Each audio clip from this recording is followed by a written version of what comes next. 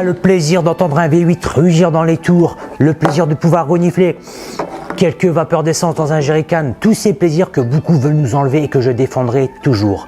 Alors si Alpine a déjà terni l'image de Renault en passant tous ses modèles à l'électrique, ceci n'est qu'une partie visible de l'iceberg.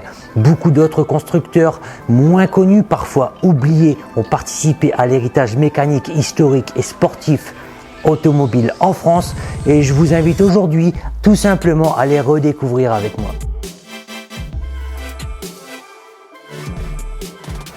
Alors j'avoue, renifler des vapeurs d'essence, c'est peut-être pas le kiff de tout le monde. En tout cas aujourd'hui, le kiff de tout le monde, en tout cas de beaucoup de passionnés, c'est les Youngtimers. Alors aujourd'hui, on va parler Youngtimer années 70, 80, 90, des berlines de base jusqu'à des voitures beaucoup plus sportives, parfois fabriquées par des constructeurs totalement oubliés. Mon gars, si tu veux faire un voyage dans le passé avec Alex, mets ta Super Nintendo en pause, mets ton t-shirt Waikiki préféré, prends une boomerang, installe-toi dans ton fauteuil. Alex t'emmène au XXe siècle.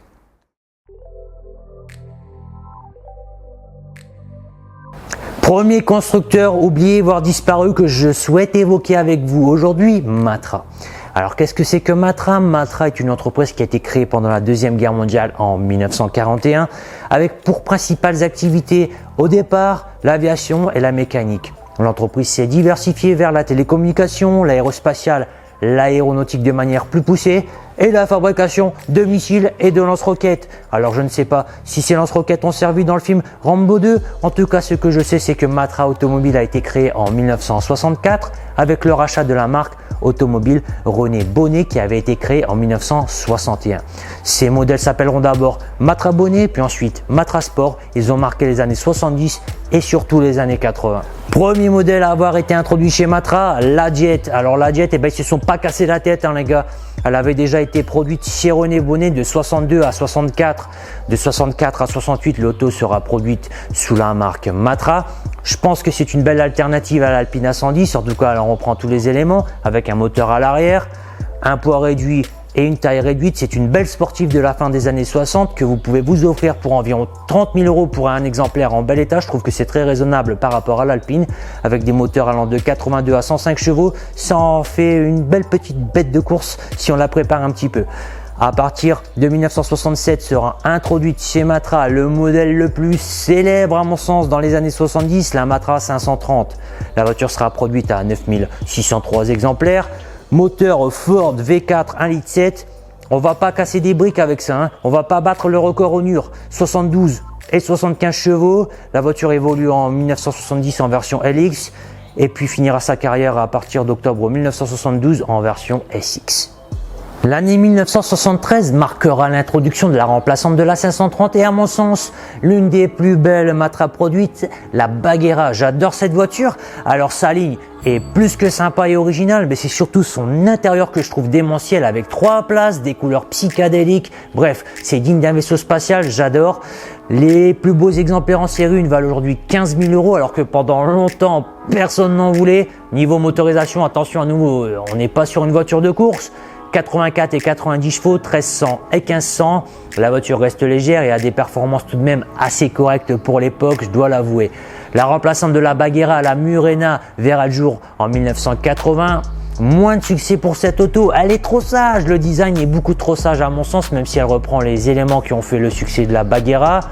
Moteur 1600 jusque 2,2 litres, 92 à 142 chevaux. Elle ne sera produite qu'à 10 680 exemplaires.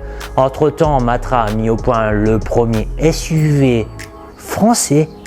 C'est la voiture de la Boom, la Rancho, deuxième Matra que j'adore et à mon sens à acheter d'urgence. Un bel exemplaire vaut environ 6 000 €. L'auto est hyper originale. Elle reprend des éléments de la Simca 1100, du pick-up et de l'ATI. Pour moi, n'hésitez pas, foncez acheter une Matra Rancho maintenant car les beaux exemplaires ne courent pas les rues. Le Rancho est un net succès pour Matra avec 56 457 exemplaires fabriqués, tous en 1,5 litre. Et ouais, on n'avait pas le choix à l'époque. Suite à ce succès, la marque décide de ne pas en rester là. Elle veut introduire un concept hyper innovant en France à l'époque, un monospace. Le projet P16 est proposé dès 1979 à Peugeot qui refuse faute de finances suffisantes. L'affaire est flairée et reprise par Renault. Naissance de l'Espace 1 en 1984. Vif succès pour Matra et pour Renault, 191 694 exemplaires fabriqués. L'Espace 1, l'Espace 2, l'Espace 3 seront tous fabriqués par Matra à Romorantin. On se souvient notamment, en tout cas j'espère que vous en souvenez, de l'Espace F1 produit en collaboration avec Renault Sport en 1994. V10 de F1, 780 chevaux conduit par Alain Prost, bref un vrai bijou. À partir de 2001, Renault souhaite récupérer sur ses chaînes la production du futur Espace, l'Espace 4. Matra est au courant. Ils vont donc proposer un dernier coup de poker, l'Avantime coupé monospace hyper innovant. Il n'a pas fonctionné. Il n'a été produit que de juin 2001 à mai 2003 avec de très belles motorisations, notamment un très beau 3 litres V6 de 210 chevaux en 24 soupapes, un véritable collector à collectionner dès aujourd'hui. Seulement 8500 exemplaires environ, tout modèle confondu et toute motorisation de l'Avantime ont été fabriqués. Donc je peux vous donner qu'un seul conseil à l'heure actuelle, achetez un Avantime de préférence en 3 litres V6, conservez-le car sa cote risque de bien monter. Si Matra a collaboré avec Renault pour la création de certains de ses modèles, le constructeur a également collaboré avec une certaine marque Simca. Ça vous dit rien?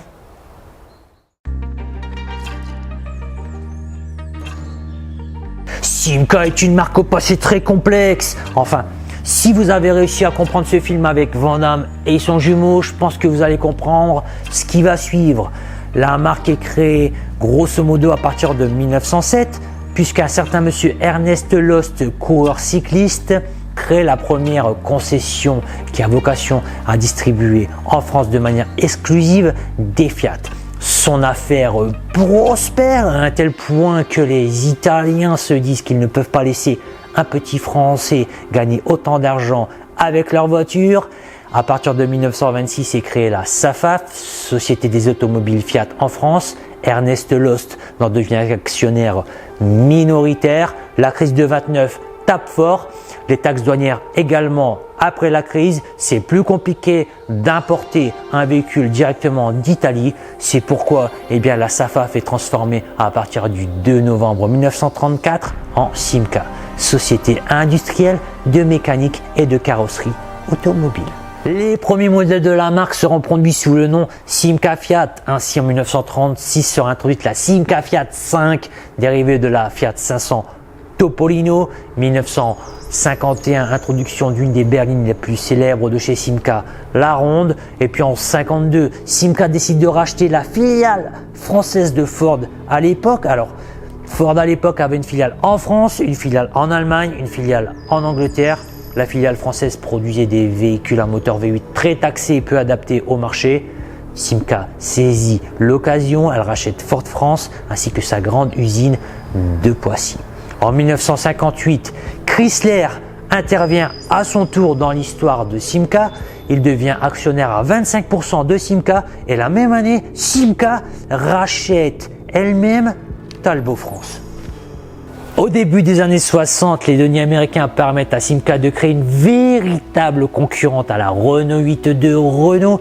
La Simca 1000, immense succès pour la marque, elle sera produite de 61 à 78.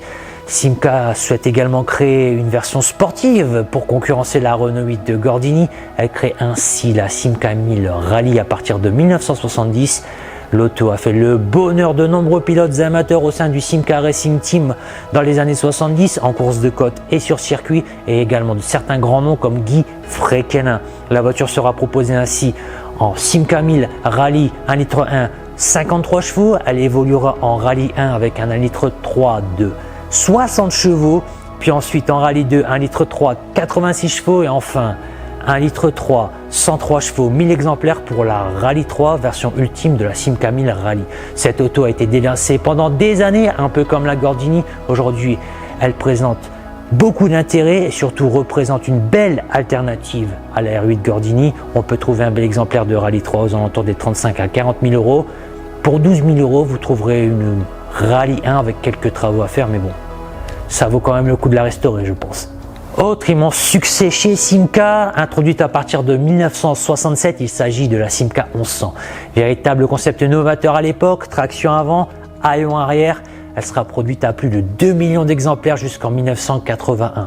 1973 marque notamment l'apparition de la version pimentée et piquante qui a marqué les esprits, la Simca 1100 Ti avec son moteur 1,3 litre de 82 chevaux et sa présentation sportive spécifique. Elle est vraiment la grand-mère de toutes les GTI. Elle a inauguré à mon sens l'ère des Youngtimers. Cette voiture aujourd'hui, vous pouvez la trouver à un prix encore raisonnable si vous voulez vous faire plaisir, comptant environ 8 000 € pour un bel exemplaire, mais les beaux exemplaires se font très rares sur le marché. À la fin des années 70, Chrysler rachète le restant des parts de Simca à Fiat. La marque italienne devenue française devient américaine. Malheureusement, Chrysler Europe fait faillite à la fin des années 70. Chrysler doit revendre sa filiale française et sa filiale anglaise. Ce sera Peugeot qui sera plus ou moins forcé par le gouvernement qui rachètera Simca à Chrysler. Le nom Simca disparaît. Il deviendra Talbot chez Peugeot. Peugeot qui reprendra notamment les appellations Rallye qui était né sur la Simca 1000. À côté de ces constructeurs au volume de production assez conséquent, d'autres petits artisans ont essayé de tirer leur épingle du jeu, et notamment Ligier.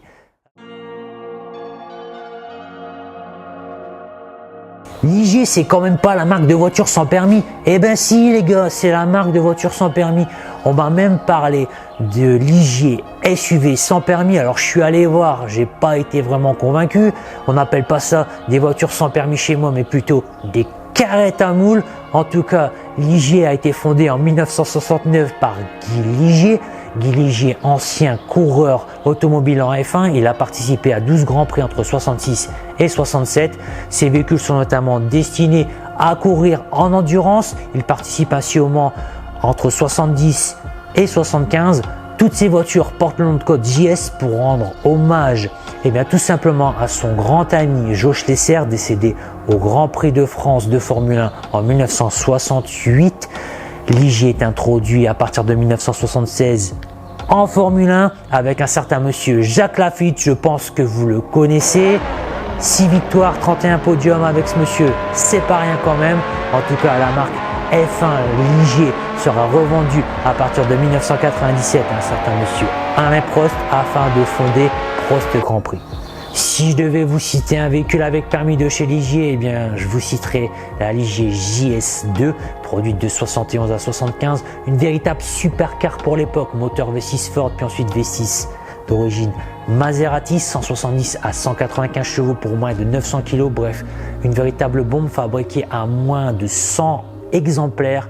Les exemplaires à la vente sont très rares, comptant environ 100 000 € pour un bel exemplaire.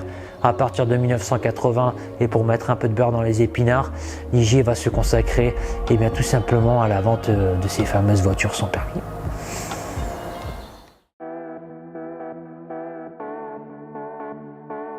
« 1984, quelle belle année, sortie de Ghostbusters, sortie de Terminator 1 avec Schwarzenegger, sortie également de Karate Kid avec Monsieur Miyagi et Daniel San. En tout cas, 84 marquera la naissance de la marque MVS Venturi. Cette marque est née de la rencontre de deux passionnés qui étaient salariés de chez Eliez, Gérard Godefroy, Claude Poirot. Tous les deux décident de mettre à contribution leur grand savoir en tant que designer et ingénieur afin de créer une véritable sportive qui sort du lot en France. Le prototype Venturi sera présenté au bout de 10 mois de travail au Salon de Paris 1984. Si le concept s'appelle Venturi avec un Y à la base, la voiture deviendra MVS en septembre 1985, manufacture de véhicules de sport. Et ce, grâce à l'impulsion d'un homme d'affaires qui avait repéré le concept au Salon 84, monsieur Hervé Boulan. La première voiture est faite de bric-à-brac, moteur de 505 turbo, boîte de CX, éléments de suspension de 205 GTI. 1986, sortie du film Cobra. Les anciens Venturi et MVS se disent qu'il faut mettre un moteur un peu plus musclé dans le concept car pour pouvoir concurrencer les Ferrari et les Porsche de l'époque. Introduction du PRV sur la Venturi. Le modèle quasiment terminé sera présenté au Salon de Paris 1986. Le nom MVS disparaît en 89 pour laisser place à Venturi avec un I. Venturi qui nous proposera et fabriquera de magnifiques sportives avec d'excellentes performances à la fin des années 80 et durant toute la décennie 90. D'ailleurs, le nom Venturi et la marque Venturi sont présents dans Gran Turismo de sortie en 1999. Pour vous dire qu'à l'époque, la marque a une certaine renommée. Entre 93 et 95, Venturi participera ainsi au Mans. La Venturi coupée première du nom sera produite de 87 à 92 à seulement 225 exemplaires, c'est vraiment très peu. V6 PRV, un look de sportive juste ce qu'il faut et que j'adore, des boiseries à l'intérieur comme dans les Facel Vega de l'époque, bref, un véritable collector. 35 000 € aujourd'hui pour un bel exemplaire alors qu'on en trouvait à moins de 15 000 il y a peu de temps. Comptez 25 000 € pour un exemplaire avec des travaux, mais ça court pas les rues. En 94, deux bombes sortent chez Venturi, la 400 GT avec son look démoniaque. Elle fait 1020 kg, 408 chevaux, elle abat le 0 à 100 en 4 secondes 1. Bref, 13 exemplaires fabriqués, environ 300 000 € aujourd'hui sur le marché. Et encore, quand un exemplaire se présente à la vente et ça se passe aux enchères généralement. La 300 Atlantique sort également en 1994 chez Venturi. V6 3 litres turbo, alors la première version faisait 281 chevaux, la dernière biturbo 310 chevaux. Attention, seulement 13 exemplaires de la biturbo ont été fabriqués, véhicule très rare également sur le marché. Elle est juste magnifique, à mon sens, une des plus belles sportives qu'on a pu avoir en France. Malheureusement, eh bien, en 2000, la marque Venturi est rachetée par un homme d'affaires monégasque. Il a la très bonne idée, bien sûr, je suis assez ironique, de transformer Venturi en marque uniquement électrique. Depuis ce temps-là, pas vraiment de sportifs qui ont marqué l'histoire chez Venturi.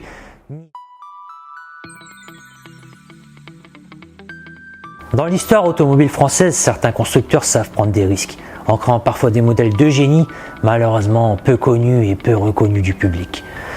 On peut citer ainsi Monsieur Michel Hommel. Michel Hommel, homme d'affaires, il possède un groupe de presse, il est le fondateur du magazine Échappement et décide en plein courant de Genesis dans les années 90 ou en tout cas au début des années 90 où on commence à nous vendre du diesel à tout va, de faire un sondage dans son magazine afin de demander à ses lecteurs quelles seraient les caractéristiques de la sportive idéale pour remplacer la berlinette A110. Il lance à partir de ce sondage sa propre voiture à un tarif raisonnable. La berlinette Échappement est ainsi présentée en 1992. Voiture dépouillée à l'extrême, voiture quasi de course, quasiment un proto, 155 chevaux, produit par le moteur de la 405 MI16, 950 kg. La voiture sera produite à 69 exemplaires. Son évolution voit le jour en 99. La RS berlinette produite à 67 exemplaires avec le moteur bouillonnant de la S16 306 167 chevaux de chez Peugeot toujours. Et puis évolution ultime de cette voiture démente, la RS2 sera en 2001 avec un moteur revu par Danielson, des corrections esthétiques, bref, un véritable collector qui a disparu rapidement de la circulation avec seulement 56 exemplaires fabriqués. Aujourd'hui, ces autos sont de véritables, et j'ai envie de dire, mythes roulants. J'adore cette voiture. Allez voir des vidéos sur YouTube, vous allez comprendre, je pense, en quelques minutes ce qu'est la berlinette Échappement. Une vraie voiture et machine à plaisir destinée à de vrais passionnés. Comptez environ 40 000 € pour un bel exemplaire, mais les transactions se font extrêmement rares.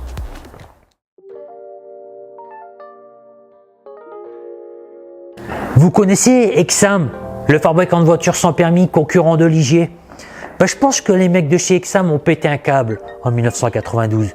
Ils ont été choqués par la sortie de la Super Nintendo, choqués par la sortie d'Universal Soldier avec Dolph Lundgren et Jean-Claude Van Damme. Les mecs créent Mega, la marque Mega, et surtout décident de créer une supercar, une hypercar, un ovni en France, la Mega Track. 5 mètres de long, 2 mètres 22 de large, 2 tonnes 3 à vide, V12 6 litres d'origine Mercedes, 408 chevaux, 250 km/h, 4 roues motrices. La voiture consomme entre 30 et 50 litres au 100. On n'a pas exactement toutes les données, en tout cas de données précises concernant cette voiture. Elle est présentée en 92 avec un gros succès. En 95, elle est vraiment introduite de manière commerciale au grand public. Elle coûte à l'époque 2 millions de francs, c'est-à-dire 7 BMW E36. C'est juste dément. On ne sait pas exactement combien d'exemplaires ont été fabriqués. On estime entre 5 et 7. La voiture est restée extrêmement confidentielle. Impossible de vous donner un prix car peu de transactions ont lieu. On voit de temps en temps une de ces autos dans des vidéos sur Monaco, rien de plus. Et puis comme ça suffisait pas une seule supercar ou hypercar en France, Mégane, je vous laisse deviner ce qu'ils ont fait. Ils ont produit une deuxième supercar française, la Monte Carlo ultra confidentielle. Elle sort en 96, elle reprend les bases de la MCA Centenaire. Alors la MCA Centenaire, je ne sais pas si vous connaissez, moi je l'avais en petite miniature Burago. La MCA Centenaire a été construite par un fabricant indépendant monégasque avec un V12 Lamborghini de 454 chevaux et oui, c'était pas rien. La société MCA fait faillite en 96, Mégane la rachète, remplace le V12 Lamborghini par son V12 Mercedes de 400 chevaux et construit la Monte Carlo. Impossible de vous donner un prix, 2 à 3 exemplaires ont été fabriqués, une vraie rareté. Si vous avez plus d'infos sur cette voiture, vous les mettez en commentaire. Bien évidemment, Mégane également produit des véhicules un peu plus classiques comme la Mégane Ranch Club. Cette voiture sortie en 92 et produite jusqu'en 98 reprend l'esprit des voitures de plage, des Méhari, des Renault Rodeo. Je la trouve très sympa, certains diront qu'elle est moche, moi je trouve qu'elle est plutôt originale. Moteur 1,1 litre et 1,4 litre, et bien tout simplement d'origine PSA puisque la voiture est basée sur la X. Moins de 1000 exemplaires fabriqués, ça peut être une voiture fun et sympa. Et bien tout simplement pour vos petites sorties estivales, comptez 8000 € pour un bel exemplaire. En 2003, Mégane crée la Concept 2. Alors Concept 2, tout simplement, on comprend pas trop ce que c'est. Et bien c'est la remplaçante de la Mégane Club. Et oui, parce qu'entre temps la X a disparu. La Mégane Concept 2 a été fabriquée sur la base cette fois-ci de la Saxo. Je trouve qu'elle est beaucoup moins belle, voire moche. Production ultra confidentielle. Et sa production prendra fin, heureusement ou malheureusement, je ne sais pas, en 2003. J'espère qu'en tout cas que cette vidéo vous aura plu. J'ai essayé de vous montrer que l'héritage automobile français ne se limite pas à Renault et PSA. D'autres constructeurs ont essayé de tirer leur épingle du jeu durant les années 70, 80 et 90, parfois en créant de magnifiques voitures, et qu'il est important de défendre ce patrimoine français automobile thermique. En tout cas, moi, tant qu'il y aura de l'essence dans les stations, j'essaierai de rouler en V8. C'était Alex pour Overdrive AM qui vous a fait voyager un petit peu dans le passé. N'hésitez pas bien tout simplement à aller voir la page Instagram de la chaîne, à vous abonner si ce n'est pas fait, à mettre un commentaire et un pouce bleu si vous avez aimé la vidéo. Et puis bien évidemment maintenant j'ai la page Facebook, n'hésitez pas à aller la consulter, elle me permet d'interagir plus facilement avec vous et on peut rester ainsi plus facilement en contact. Je vous dis merci les amis, à bientôt, ciao.